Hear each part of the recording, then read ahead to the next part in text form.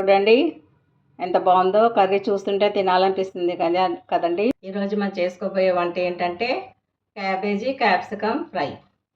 పల్లి నూనె వేసుకోవాలండి కూరలకి. ఎప్పుడు కూడా నేను అన్నిట్లో చెప్తూనే ఉంటాను కదా, పల్లి నూనె బెస్ట్ అనమాట. స్నాక్స్కి, వాటికి, స్వీట్స్కి అలాంటి వాటికేమో రిఫైండ్ ఆయిల్ అయితే బెటర్ అండి.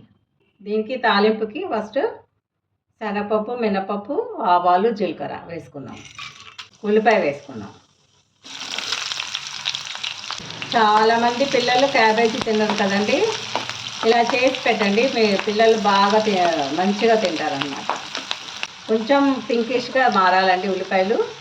అరకిలో క్యాబేజీ కండి ఒక 5-6 పచ్చిమిరపకాయలు కారం ఉన్నవి ఇలాగా చాపల్లో సన్నగా చేసుకొని వేసుకోవాలి. మంచిగా వేగిన తర్వాత అరకిలో క్యాబేజీకి ఇప్పుడు 1 స్పూను, చిన్న స్పూనేనండి, ఎక్కువ వేసుకోకూడదు, చిన్న స్పూనే అల్లం వెల్లుల్లి పేస్ట్. ఇది కూడా మంచిగా నూనెలో వేగిపోవాలి. పసుపు వేసుకుందామండి. ఇప్పుడు ఇది కూడా మంచిగా నూనెలో వేగాలి, అప్పుడే మంచి కలర్ వస్తుంది కూరకి.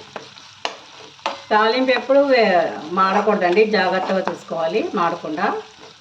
ఇప్పుడు క్యాబేజీ వేసుకుందాం. తరిగి పెట్టుకున్న క్యాబేజీ అరకిలో అని చెప్పాను కదండి. అరకిలో మంచిగా కడిగి వాష్ చేసుకోవాలి ఉప్పు నీళ్ళల్లో వేసి. ఉప్పు నీళ్ళల్లో వేస్తే ఏంటంటే వాసన అంతా పోతుందన్నమాట. నిమిషము మూత పెట్టుకుందామండి. ఉప్పు వేసుకున్నాము. ఉప్పు వేయలేదు కదా ఇంతవరకు. మీ కూరకి తగినంత ఉప్పు వేసుకోండి. ఇలాగా నేనైతే 1 స్పూన్ వేస్తున్నాను. మీకు తెలుస్తుంది కదా అందాజుగా కూరకి ఎంత పడుతుందో. దానికన్నా కొంచెం తక్కువే ఉండాలి ఎప్పుడైనా ఉప్పు. ఉప్పు వేయగానే ఇలా మెత్తపడిపోతాయండి. ఊరికనే 5 మినిట్స్లో అయిపోతుంది కూర మొత్తం. ఒక 2 నిమిషాలు మూత పెట్టుకుందాం. సిమ్లో ఉడికించుకోవాలండి. మూత పెట్టుకుని సిమ్లో ఒక 5 నిమిషాలు ఉంచుదాం. ఇప్పుడు దీంట్లో ఒక క్యాప్సికమ్ వేసుకుందామండి. ఒకటి పెద్దదైతే ఒకటి, చిన్నదైతే 2. ఉడకనే అయిపోతుంది కదండి, ఇట్టేగా అయిపోతుంది. 5 నిమిషాల్లో కూర రెడీ అయిపోతుంది. ఇప్పుడు దీంట్లో ట్విస్ట్ ఏంటంటే ఒక చిన్న కప్పు గిన్నెడు ఉడికించుకున్న శనగపప్పు, ఏదైనా పెసరపప్పు అయినా, శనగపప్పు అయినా, కందిపప్పు అయినా ఏదైనా వేసుకోవచ్చండి, మీ ఇష్టము. ఇది మంచిదన్నమాట. బఠానీ అయినా వేసుకోవచ్చు. నేను ఉడికిన శనగపప్పు వేస్తున్నాను. ఇది ఫ్రిడ్జ్లో పెట్టిందండి. వేరే కూరకి ఉపయోగించుకోగా సగము దీంట్లో ఇంకా కొంచెం ఉండిపోయింది. ఇలా మనం కూడా ఇలా పెట్టుకొని వాడుకోవచ్చండి ఒక వారం దాకా. మూత పెట్టుకుందామండి. 5 నిమిషాలు అయిపోయింది. మంచిగా మగ్గిపోయినాయి. బాగా మెత్తగా అవ్వకూడదండి క్యాబేజీ. ఎప్పుడు కూడా కొంచెం క్రంచీతనం ఉంటేనే ముక్కలకి చాలా బాగుంటుంది. ఇప్పుడు మనం ఈ కూరకి మెయిన్ ట్విస్ట్ వచ్చి గరం మసాలా అండి. గరం మసాలా లేకపోతే చికెన్ మసాలా వేసుకోవచ్చు, లేకపోతే కిచెన్ కింగ్ మసాలా అండి.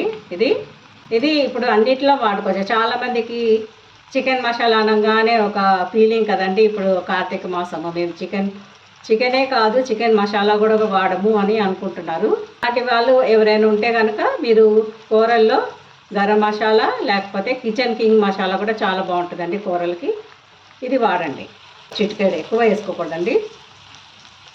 కిచెన్ కింగ్ మసాలా వాడుతున్నాను నేను కూరలకి.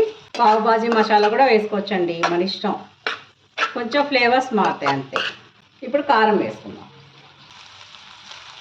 ఉప్పు కారాలన్నీ చూసేసుకోవాలి. 1 నిమిషం మూత పెట్టుకుందాం అంతే. సర్వ్ చేసేసుకుందాం.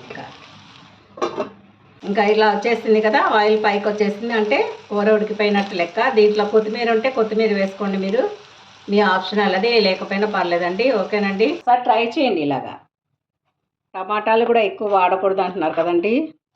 టమాటా లేకుండా మనం కూరలు ఎలా చేసుకోవాలో చేసుకుంటూ చూద్దామండి. ఫర్దర్ కూడా ఎక్కువ టమాటా లేని కూరలు.